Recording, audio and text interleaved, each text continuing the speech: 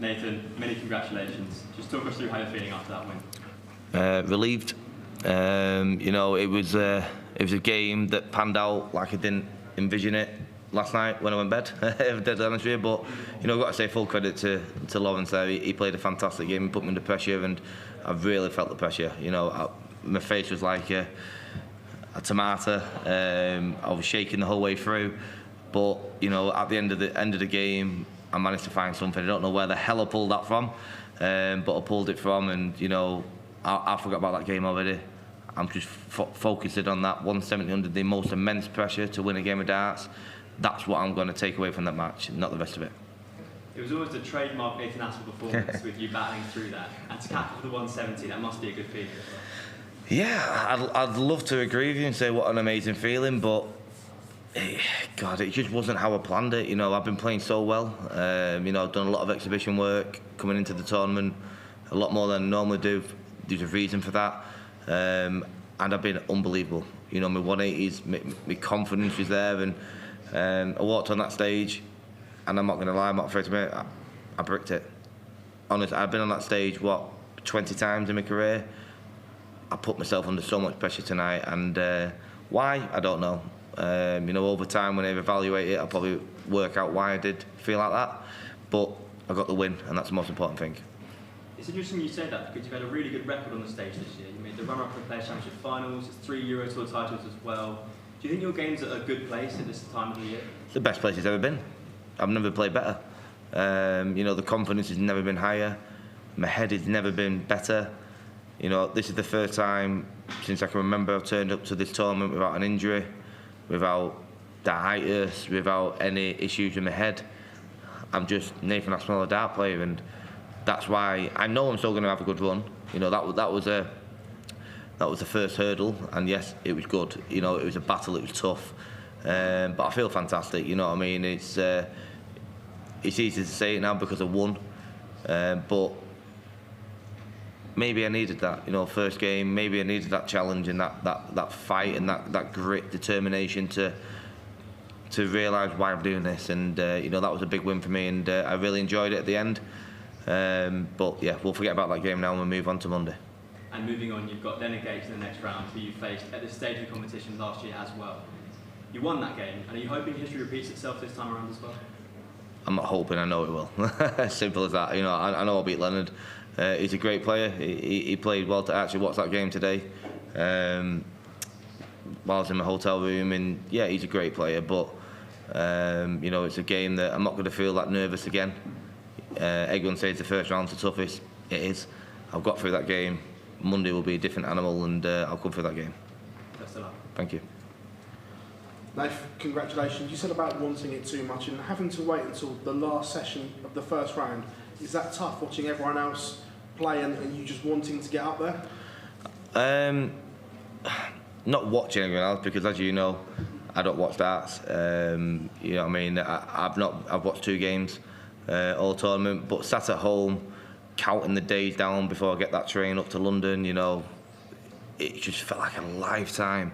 I was sat at home like, God, it's been on for 4 days. I might go down for another 4 days, and you know, and you just counting the days down. It's like the kids to Christmas, you know, with the advent calendar. I should, maybe next year I should do an advent calendar with like days to before I play at the Ali Pally, but I'm always on late in the tournament. I know that, but yeah, it's been tough. Obviously with the extra few games and extra few days, it's been tough. But yeah, you know, I was so excited to come down last night. I was on the train, got the train down, and I was buzzing. I watched the darts on the train coming down, trying to get me, because I've been quite flat because I've not felt part of the tournament because I've waited so long. So I watched 2 games yesterday on the train on the way down, and the butterflies were going. I walked in here, felt great. Got my dad with me, my brothers and my sponsors, and walked on that stage and arse fell out. But you know, I got through the game and I won, and that's the most important thing.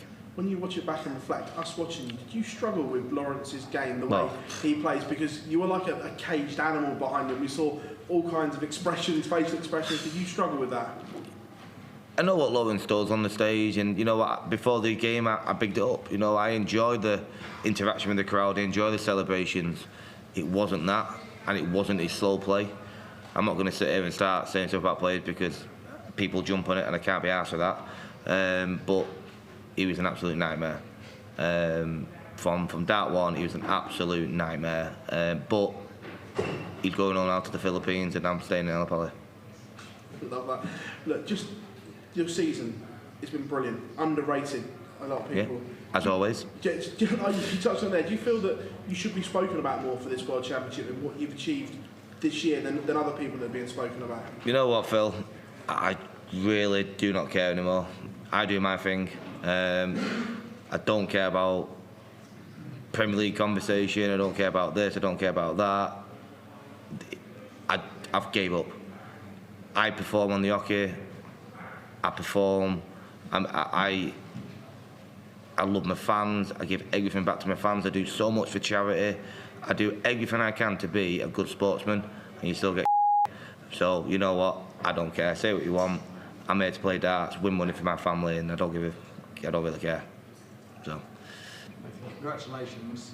As you mentioned earlier, it's been a really, really good year for yourself. Do you feel like the form going into the World Championship is as good as it's ever been? Never been better. Never been better. And like I touched on before, I've got no injuries. I've got nothing to complain about.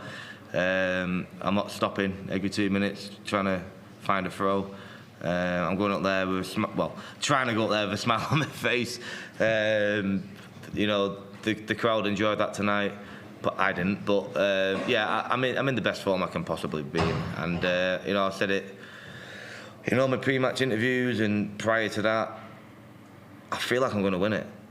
And I know everyone said it. You know, even Peter Wright said it. But I mean, I know everyone's saying it. Like, but I generally, I feel I'm going to have a good run. You know, let's be realistic. I feel like I'm going to have a good run, and that's purely down to my confidence that I've got in my own ability. I know what I've been doing the last 3 weeks. I know what I've been doing at my house on the practice board. I thought I was going to do it tonight on the stage. I didn't. The pressure got to me. But I'm through. So next game I can relax, and I think there'll be a big performance on Monday. Have you ever had that feeling going into the World Championship? Never. I've had this feeling before, and again, it's easy me sat here saying it. I won the match play. It's easy for me to say it now because, oh yeah, but generally I've not felt like this for a couple of years, and yeah, you know, talk's cheap, you got to go and do it, but I think I'm going to do it, or do well. I don't want to, yeah.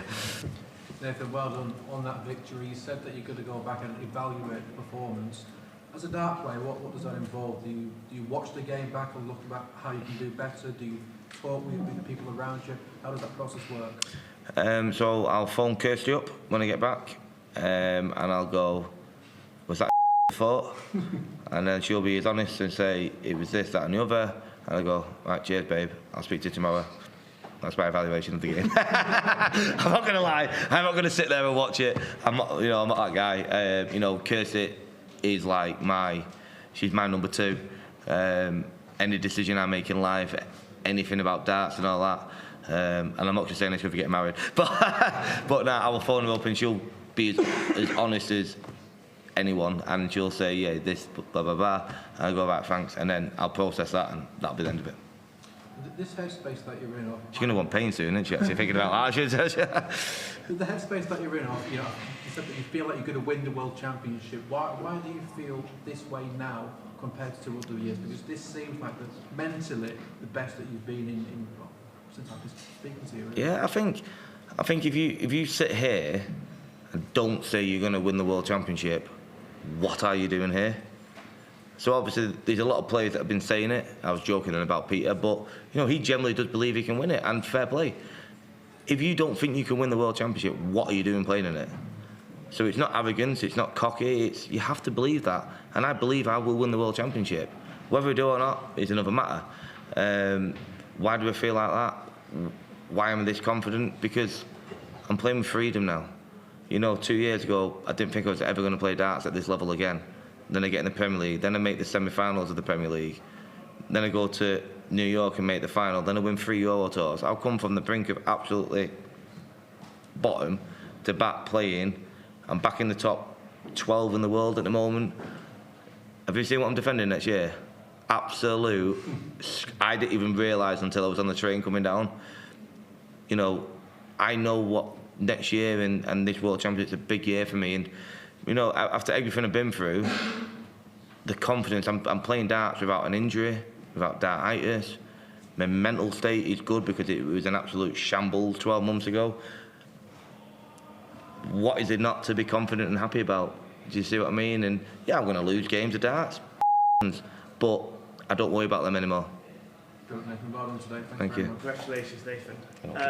You mentioned about the mentality. Have you done anything differently, or what has sort of the main sole reason behind you changing mentality? I'm doing a lot of work away from the hockey. A lot of work. I'm doing hypnotherapy twice a week. I've got a sports psychologist that I speak to every 2 weeks. I do my running. I do so much away from the hockey to get if I don't do that, my data is back. My injuries are back. I have to work so much. You know, it's not hard. I'm not a footballer. I'm not a golfer. I'm not a rugby player. I'm not having to train hard, but I'm training my mind so hard because I have to.